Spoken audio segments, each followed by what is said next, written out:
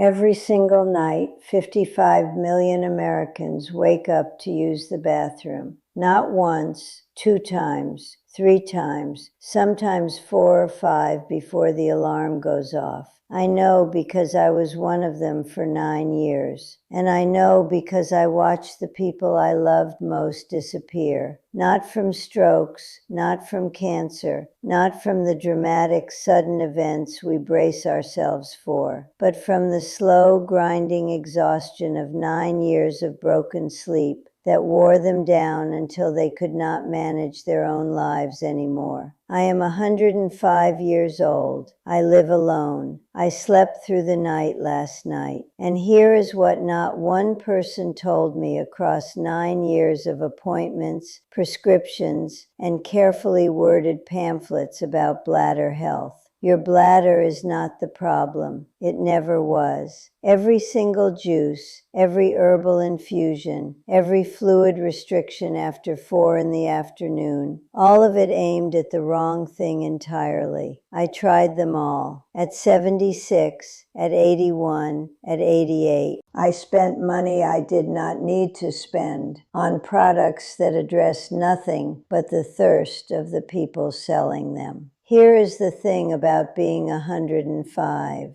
You stop being polite about the truth. The system makes money when you stay sick, exhausted, and dependent. It does not make a single dollar when you figure out what is actually happening in your own body. If every person over 60 understood what I am about to tell you, what is actually happening in their body between dinner and 3 in the morning, the supplement market would lose billions overnight. And in the next few minutes, I am going to tell you something that took me 94 years to understand. Something no doctor ever sat across from me and explained in plain language. Something I had to piece together from watching my closest friend lose her independence, from failing with every fix the internet and every well-meaning neighbor ever handed me, and from 2 years of reading everything I could find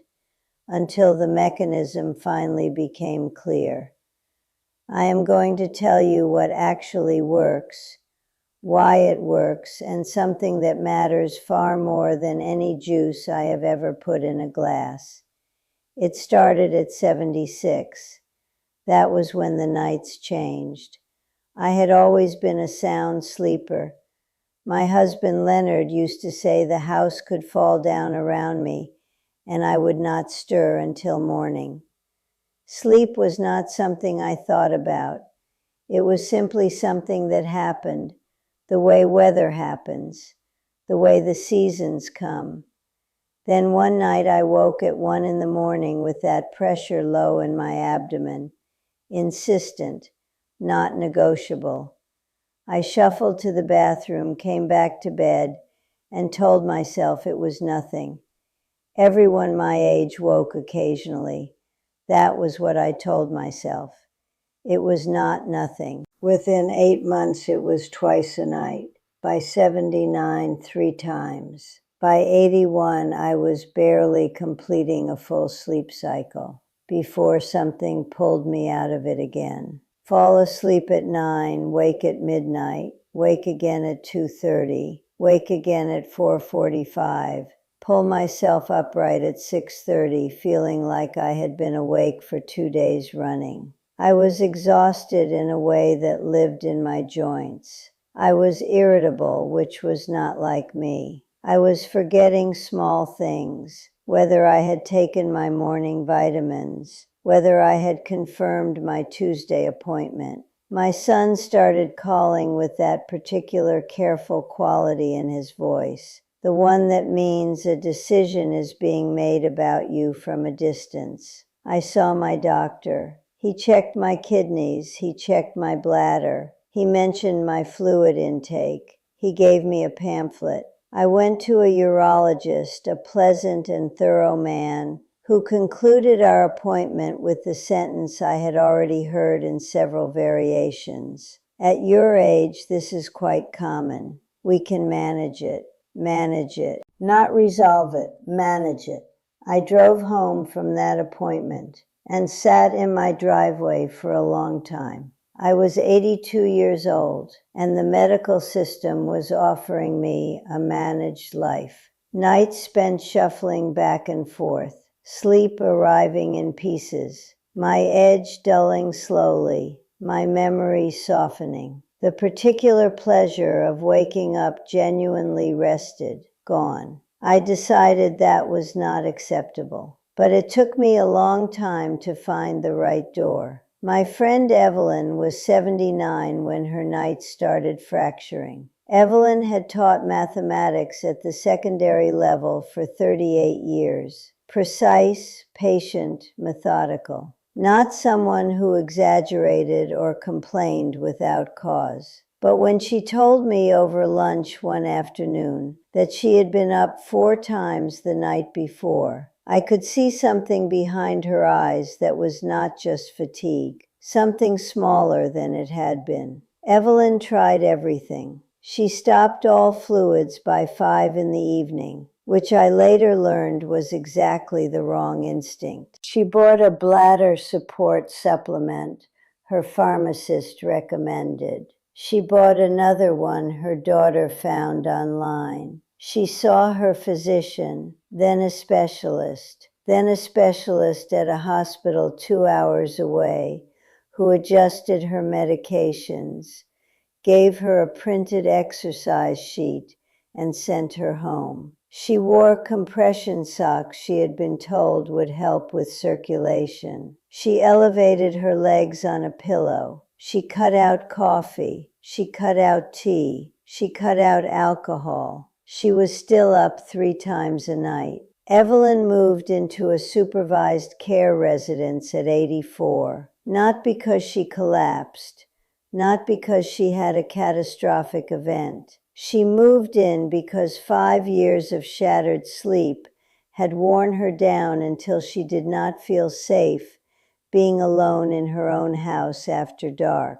The woman who had spent nearly 4 decades teaching teenagers to think precisely and patiently, that woman did not trust herself to navigate her own hallway at 3 in the morning without worrying about what might happen. The exhaustion had done that, nothing else. I visited her every week until she passed at 88. She was well cared for. She was comfortable. But the last time I held her hand, she looked at me and said, "I still do not understand why nothing worked." It broke something in me, because by then I had finally found the answer.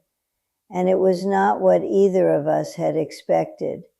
It had nothing to do with her bladder, and it had almost nothing to do with what she was drinking.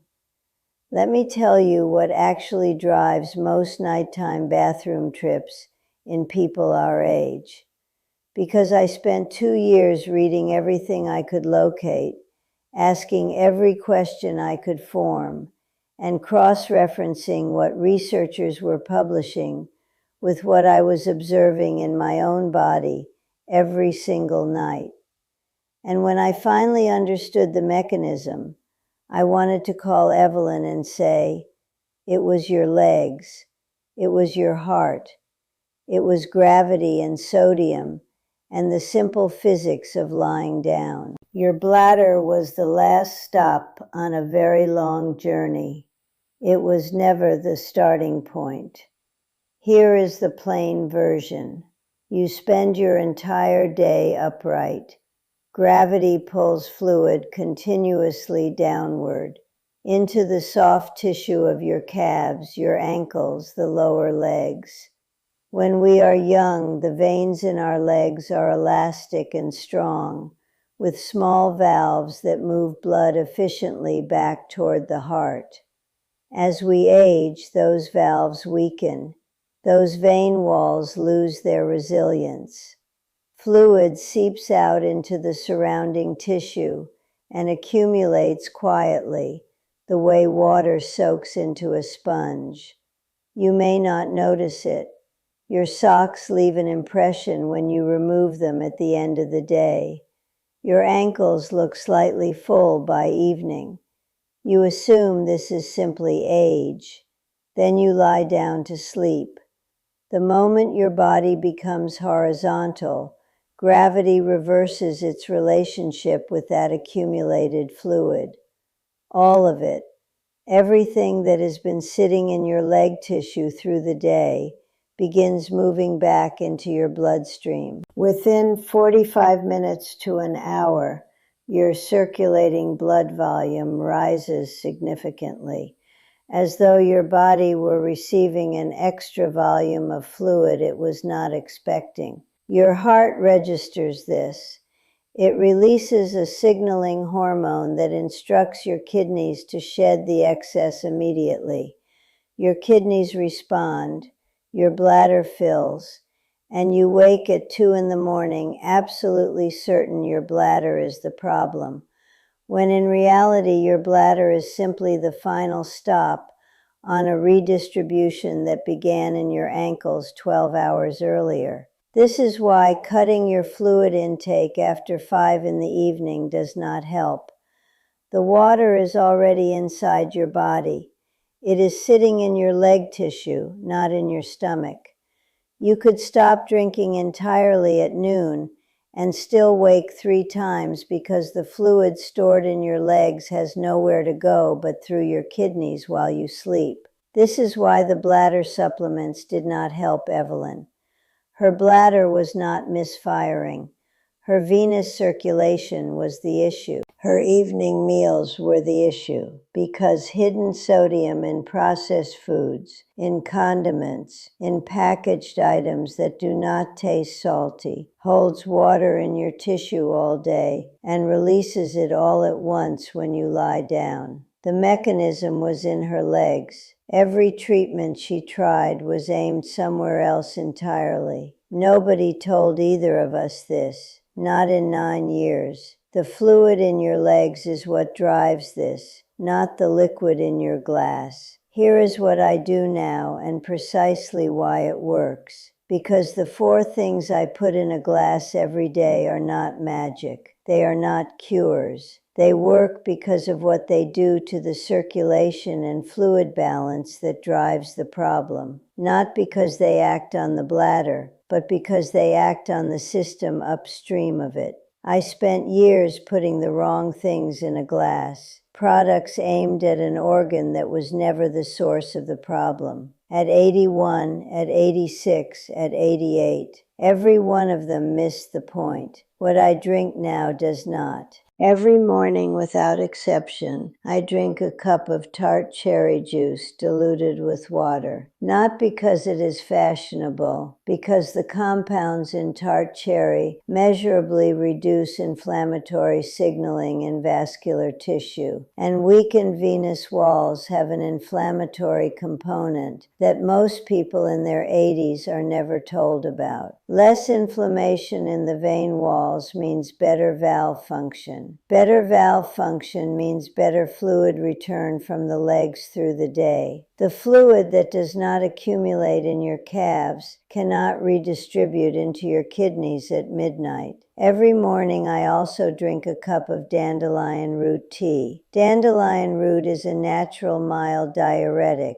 but unlike pharmaceutical diuretics, it works gently and it replaces the potassium it removes. What this means practically is that my kidneys are doing the majority of their processing work during the day, when I am upright, when the output is expected, when I can manage it, rather than saving it for the hours I am horizontal and trying to sleep. I have been drinking this every morning for 16 years. In the afternoon, around 3 o'clock, I drink a glass of water with a tablespoon of unsulfured blackstrap molasses stirred into it. The molasses provides magnesium and potassium in a form the body absorbs readily. Magnesium supports smooth muscle function, and the bladder is a smooth muscle organ. When it is adequately supplied with magnesium, it does not fire urgency signals it does not need to fire. The sudden pressure that arrives before your bladder is even full, the feeling that develops with age and does not correspond to anything genuinely wrong, is in large part a nutritional issue, not a structural problem, not an age inevitability, a nutritional one. And every evening, about 90 minutes before I go to bed, while my legs are elevated on the armrest of my sofa, I drink a small cup of warm ginger and lemon in water. I sit there for 20 minutes, feet above my heart. The fluid that moves out of my leg tissue while I am still awake goes through my kidneys while I am still upright. I use the bathroom before bed. I release the volume that would otherwise have woken me at 1:30 in the morning. Just that. That is the physical protocol. 4 drinks, a specific timing structure, a 20-minute nightly elevation routine, 30 heel drops every morning, standing shoulder-width apart, rising onto my toes, letting my heels drop back to the floor with a gentle, deliberate impact, 30 times, 30 seconds. It wakes the venous pump in my calves and starts the day with circulation moving in the right direction rather than sitting still. I removed the salt shaker from my table years ago. I do not eat cheese or processed meat in the evening. I take small sips of water after 4, enough to keep my mouth from drying, but no large volumes. Before I sleep, lying in the dark, I do 20 quiet repetitions of pelvic floor work, not clenching everything together the way most people do it incorrectly, but lifting the interior muscle only, holding 3 seconds, releasing, again and again, until the nervous system connection between that muscle and my brain settles and the urgency signal quiets. It took me less than 10 days to notice a difference. Within 6 weeks, I was down from 3 trips a night to 1. By 4 months, I was sleeping through almost every night. I was 91 years old when I finally understood what my body had been doing. The protocol fixed my body. It did not fix my life. What fixed my life was something it took me 90 years to learn, and that I now believe with everything I have.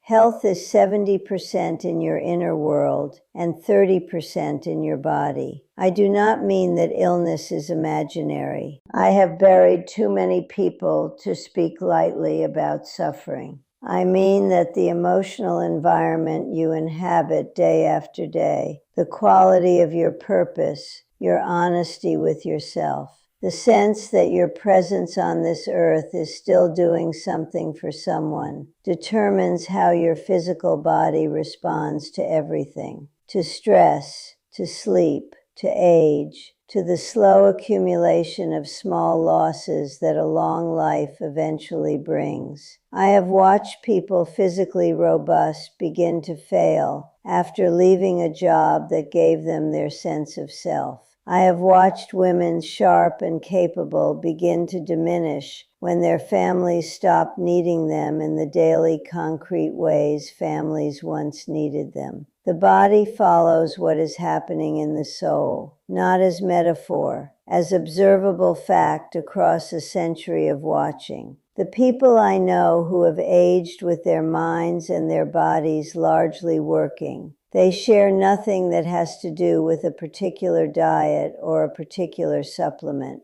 They share a quality of daily investment. They are honest with themselves about what they feel and what they need. They are patient with their own limitations and with the limitations of the people around them. And without exception, every single one of them is doing something for someone else. That is not incidental. That is everything. When I was 93, 4 years after Leonard died, I went through a period I can only describe as a quiet hollowing. I was healthy enough. I was doing the routine, managing the sleep, eating carefully.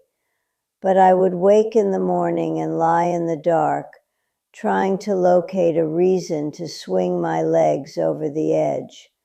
Not dramatically, just practically, the way someone does a quiet accounting and finds the numbers thin. My granddaughter called one evening in January.